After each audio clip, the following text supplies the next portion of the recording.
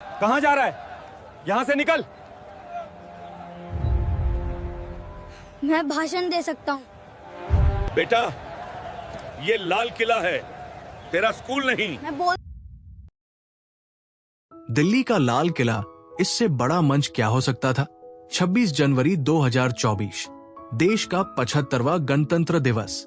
आसमान में तिरंगे के रंगों वाली घटाएं, हजारों सैनिकों की टुकड़ियां, दुनिया भर के मेहमान और लाखों लोग जो आंखों से ये जलसा देख रहे थे। टेलीविजन चैनल लाइव थे, रेडियो पर हर शब्द सीधे सुनाया जा रहा था। देश के सारे बड़े नेता, प्रधानमंत्री से लेकर मंत्रियों तक, विपक्ष के नेता और राष्ट्रपति जो मुख्य अतिथि थे। ये मौका इतना बड़ा था कि हर नेता अपने भाषण के लिए महीनों से तैयारी कर रहा था।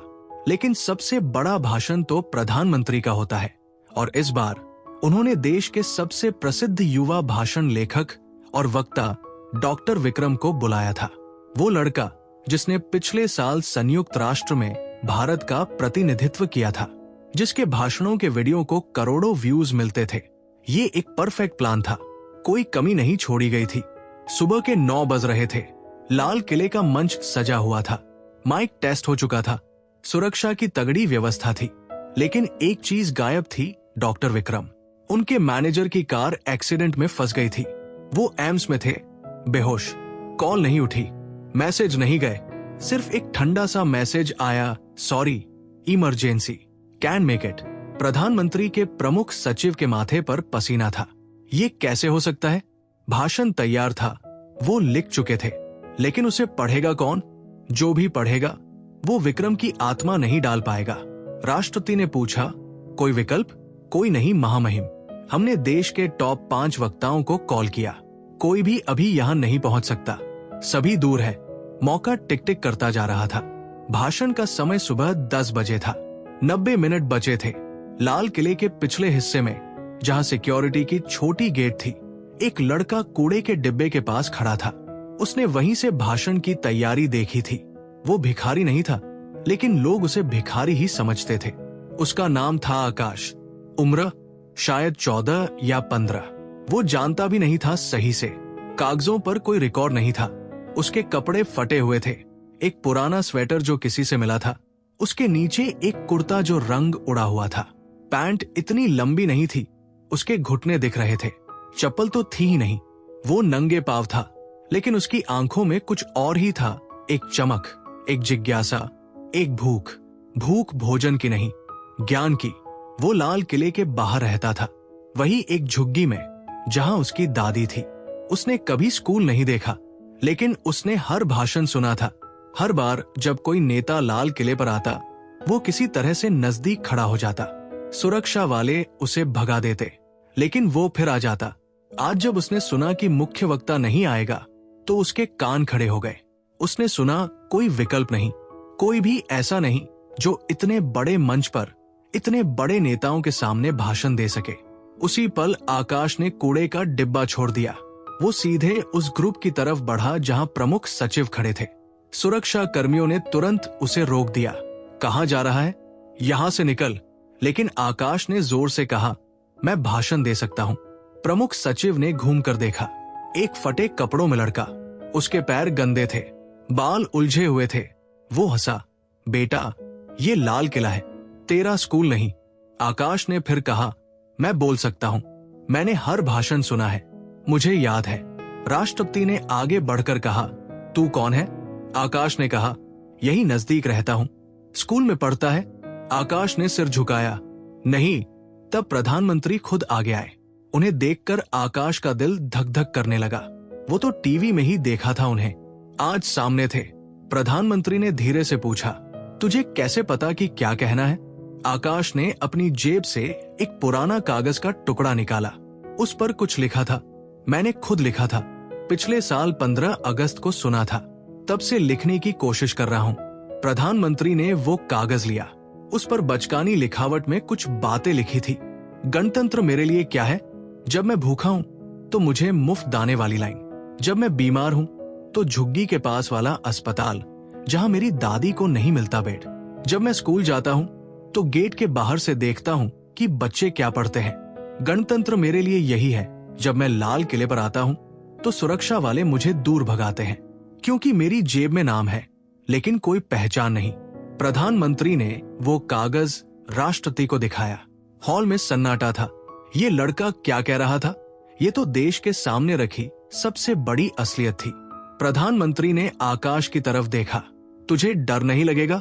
ये मंच बहुत बड़ा है, पूरा देश तुझे देखेगा। आकाश ने जवाब दिया, डर तो लगता है लेकिन बोलने से कम लगता है। ये वाक्य सुनकर प्रधानमंत्री की आंखों में चमक आ गई। ये वही भावना थी जो देश को आगे बढ़ाती है, डर के आगे जीत। ठीक है, तू बोलेगा, लेकिन एक शर्त है, तुझे वही बोलना है जो तेरे दिल में है, नकल नहीं, कोई तैयार भाषण नहीं। आकाश ने सिर हिलाया। मैं तो वही बोलूंगा जो मैंने देखा है। उस वाक्य के साथ इतिहास बनने वाला था। आकाश को तुरंत सुरक्षा चेक से गुजरना पड़ा। उसके कपड़े बदलने को कहा गया, लेकिन उसने मना किया। मैं इन्हीं कपड़ों में बोलूंगा क्योंकि यही मेरी असलियत है। प्रधानमंत्री ने उसके कंधे पर हाथ रखा। तू सही कह रहा है, लेकिन अंदर ही अंदर आकाश का दिल ऐसे धड़क रहा था जैसे लाखों ढोल बज रहे हों। वो मंच की सीढ़ियां चढ़ रहा था। नीचे देखा तो लाल किले के विशाल मैदान में लाखों लोग, दूर दूर तक सिर और टीवी कैमरे जो हर कोने में लगे थे। वो माइक के पास पहुंचा। वो उससे ऊंचा था।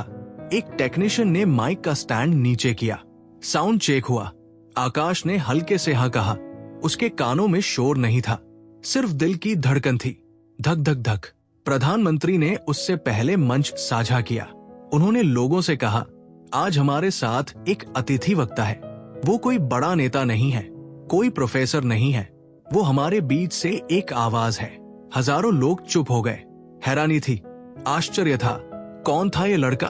आकाश ने माइक पकड़ा। उसके हाथ कांप रहे थे। उसने पानी मांगा। शायद राष्ट्रपति नहीं, उसे पानी का गिलास पकड़ाया। उसने एक लंबी सांस ली और फिर बोला, नमस्ते, मेरा नाम आकाश है। बस इतना सुनकर ही लोगों में हलचल हुई। ये तो बच्चा था और फटे कपड़े, लेकिन आकाश ने आंखें बंद कर ली। उसे लोग नहीं दिख रहे थे, उसे केवल वह दिख रहा था जो उसने देखा था। मैं आज आपसे गणतंत्र के बारे में बोलने आया हूं, लेकिन मैंने इसे किताबों में नहीं पढ़ा, मैंने इसे सड़कों पर जिया है। जब मैं छोटा था, मेरी दादी कहती थी, आकाश, हमारा देश आजाद है। मैं पूछता, दादी, आजादी क्या होती है? वो कहती, जहां कोई गुलाम नहीं। मैं कहता, तो हम गुलाम क्यों हैं? वो चुप हो जाती, क्योंकि मैंने देखा जब हमारी झुग्गी तोड़ी गई तो हम चुप रहे, क्योंकि हमें कोई सुनता नहीं था। जब मैं अस्पताल के बाहर खड़ा था तो दादी को बेड नहीं मिला, क्योंकि हमारे पास आधार कार्ड नहीं था। जब मैं स्कूल देखा तो मेरे नाम की फीस थी। मेरे पास नाम तो था लेकिन पैसे नहीं। तो मैंने सोचा, गणतंत्र क्या है? क्या ये सिर्फ एक दिन जब हम झंडा फहराते हैं? क्या ये सिर्फ एक भाषण है जो कोई लिख कर देता है? क्या ये सिर्फ एक छुट्टी है? वह रुका। पूरा लाल किला चुप था। लाखों लोगों की भीड़ में कोई हिला नहीं, सिर्फ उसकी आवाज गूंज रही थी। नहीं, गणतंत्र वो नहीं है। गणतंत्र वो है जब एक सड़क का बच्चा भी कहे, मैं भी इस देश का हूं। गणतंत्र वो है जब एक भिखारी की दादी को भी वही इलाज मिले जो किसी अमीर को मिलता है। गणतंत्र वो है जब मेरा नाम सिर्फ कागज पर नहीं, किसी की सोच में भी हो। आज आप लोग यहाँ खड़े हैं, आपके पास गाड़ियां हैं, बंगले हैं, पद है, लेकिन मेरे पास क्या है? सिर्फ आवाज। और आज मैंने सुना कि बड़े वक्ता नहीं आए। क्यों? क्योंकि उनकी कार एक्सीडेंट हुई। और मैं सोचता हूँ, क्या हमारे देश में सिर्फ कार वालों की ही आवाज सुनी जाएगी? ये सुनकर मंच पर बैठे नेता शर्मिंदा हो गए। प्रधानमंत्री ने आंखें झुका ली। मैंने सुना है, संविधान में लिखा है सबको समान अधिकार, लेकिन मैंने देखा है कि जब मैं संविधान की कॉपी मांगता हूँ तो कोई देता नहीं, क्योंकि मैंने पैसे नहीं दिए। संविधान तो मुफ्त होना चाहिए, है ना? आज मैं यहाँ इसलिए नहीं आया कि मैं कोई बड़ा नेता बनना चाहता हूँ। मैं यहाँ इसलिए आया क्योंकि मैंने सुना कोई वक्ता नहीं है। और मैं सोचता हूँ, क्या हमारे देश में भाषण सिर्फ डॉक्टरेट वाले ही दे सकते हैं? क्या गणतंत्र सिर्फ पढ़े लिखे लोगों का है? अगर ऐसा है तो मैं गणतंत्र नहीं चाहता, क्योंकि मेरे दादी ने कहा था, आजादी में सब शामिल है। तो गणतंत्र में क्यों नहीं? मैं आज आपसे कुछ नहीं मांगता, ना पैसा, ना घर, ना कपड़े। मैं तो वैसे भी फटे कपड़ों में रह लूंगा, लेकिन मैं मांगता हूँ, क्या आप मेरे लिए एक छोटा सा गणतंत्र बना सकते हैं, जहां मेरा नाम भी किसी लिस्ट में हो, जहां मेरी दादी को भी वही दवाई मिले जो आपको मिलती है, क्योंकि यही तो असली गणतंत्र है, जब हर आकाश को आसमान मिले। और ये कहते ही आकाश ने माइक नीचे रख दिया। उसके हाथ कांप रहे थे। उसकी आंखें खुली तो उसने देखा पूरा लाल किला खड़ा था। लाखों लोगों में से कोई बैठा नहीं था, हर कोई खड़ा था। और तालियां ऐसी जैसे बारिश हो रही हो। प्रधानमंत्री खड़े हो गए, राष्ट्रपति खड़े हो गए, हर नेता, हर मंत्री, हर सैनिक खड़ा था। आकाश को लगा जैसे उसके सीने से कोई भारी पत्थर हट गया हो। प्रधानमंत्री ने माइक लिया। आज मैंने सुना है वो जो मैंने कभी सुना नहीं। मैंने सुना है कि संविधान जिंदा है। ये लड़का आज हमें शर्मिंदा कर गया, इसलिए नहीं कि उसने कुछ गलत कहा, इसलिए क्योंकि उसने सच कहा। राष्ट्रपति ने आकाश को अपने पास बुलाया। तू क्या चाहता है? आकाश ने सोचा, पैसा, घर? नहीं। उसने दादी को याद किया। उसने उन बच्चों को याद किया जो रोज स्कूल के बाहर खड़े होकर देखते थे। मुझे सिर्फ एक चीज चाहिए, उसने कहा। क्या? मैं चाहता हूं कि जो बच्चे आज भाषण सुन रहे हैं वो कल स्कूल जा सके। जो बच्चे आज जुग्गी में हैं वो कल कह सके कि हमारा भी गणतंत्र है। राष्ट्रपति ने प्रधानमंत्री की तरफ देखा। प्रधानमंत्री ने कहा, तो यही होगा। आकाश के नाम से एक ट्रस्ट बनाया जाएगा, जहां हर उस बच्चे को शिक्षा मिलेगी जिसका नाम किसी लिस्ट में नहीं है। आकाश की आंखों में आंसू आ गए। वो रो पड़ा। ये आंसू डर के नहीं थे, ये आंसू शुरुआत के थे। 3 महीने बीत गए। आकाश अब लाल किले के पास वाले सरकारी आवास में रहता था। उसकी दादी का इलाज एम्स में चल रहा था। उसे स्कूल में दाखिला मिला था। लेकिन सबसे बड़ी बात, उसे एक आवाज मिली थी। राष्ट्रपति ने उसे अपने भाषण लेखक के साथ काम करने का मौका दिया।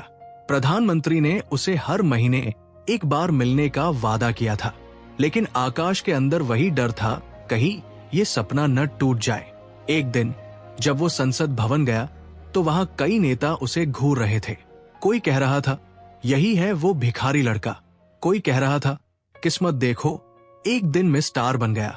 लेकिन आकाश को ये बातें नई नहीं लगी। उसने यही सुना था जब वो सड़क पर गाता था, जब वो कूड़ा बीनता था। लेकिन आज वो मजबूत था, क्योंकि उसके पास एक मकसद था। 6 महीने बाद 15 अगस्त आया। आकाश फिर लाल किले पर था। इस बार वो मुख्य मंच पर नहीं था, वो नीचे आम लोगों के बीच खड़ा था। उसने देखा कि कैसे कुछ बच्चे जो उसकी तरह फटे कपड़ों में थे, सुरक्षा की बैरिकेड्स के पीछे खड़े थे। वो उनकी तरफ गया। क्या तुम लोग भाषण सुनना चाहते हो? उसने पूछा।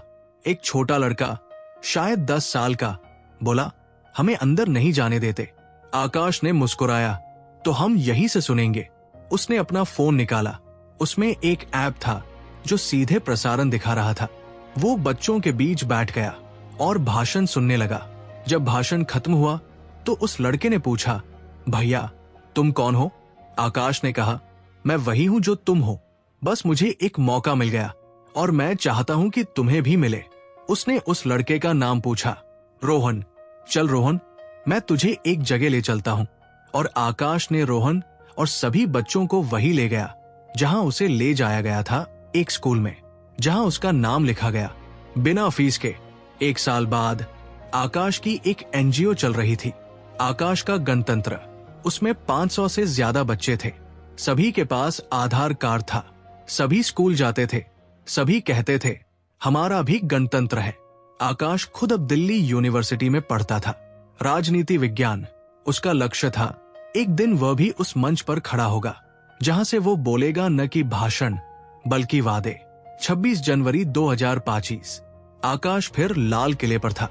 इस बार वो मुख्य मंच पर था, लेकिन अब वो फटे कपड़ों में नहीं था, साधारण कपड़ों में था, क्योंकि वो जानता था कपड़े बदल जाते हैं लेकिन आवाज नहीं। उसने भाषण दिया और इस बार उसने शुरुआत की उसी वाक्य से जो उसने 1 साल पहले कही थी, नमस्ते, मेरा नाम आकाश है और आज मैं आपसे गणतंत्र के बारे में बोलने आया हूं। पूरा देश खड़ा हो गया, न कि उसके लिए बल्कि उसके सपने के लिए। आकाश ने जो संबोधन खत्म किया तो उसने नीचे देखा। वही लड़के खड़े थे जो 1 साल पहले उसे घूरते थे, जो कहते थे यही है वो वायरल लड़का। लेकिन आज वे उसके साथ आए। एक ने कहा, भाई हम भी तुम्हारी तरह कुछ करना चाहते हैं। आकाश मुस्कुराया, तो शुरुआत यहीं से करो। उसने उन्हें अपनी झुग्गी वाली जगह ले जाया, जहां अब एक स्कूल बन रहा था, जहां लिखा था हर आकाश को आसमान। रोहन, वो छोटा लड़का, अब उस स्कूल में 5वीं कक्षा का टॉपर था। उसने आकाश से पूछा, भैया मैं भी वो भाषण दूंगा जो तुमने दिया था? आकाश ने कहा, नहीं, तू वो भाषण दे जो तेरे दिल में है, क्योंकि गणतंत्र तभी मजबूत होता है जब हर आवाज सुनी जाए। इस कहानी का अंत नहीं है, क्योंकि आकाश अभी भी लिख रहा है।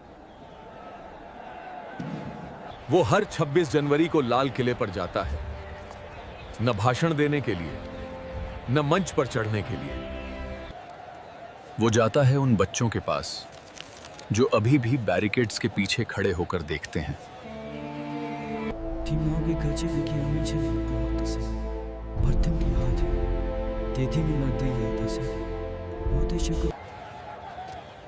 अगर तुम्हें लगता है कि तुम्हारी आवाज कोई नहीं सुनेगा, तो ये भाषण तुम्हारे लिए है। क्योंकि कुछ कहानियां यहीं खत्म नहीं होती, वे यहीं से दूसरों के लिए शुरू होती हैं। ये कहानी उन सभी आकाश को समर्पित है जो अभी भी आसमान की तरफ देखते हैं, क्योंकि उन्हें विश्वास है कि गणतंत्र उनका भी है। आपको ये कहानी कैसी लगी कमेंट में बताइए, और अगर आपके आसपास कोई ऐसा आकाश है जिसे आसमान चाहिए, तो इस कहानी को शेयर करें।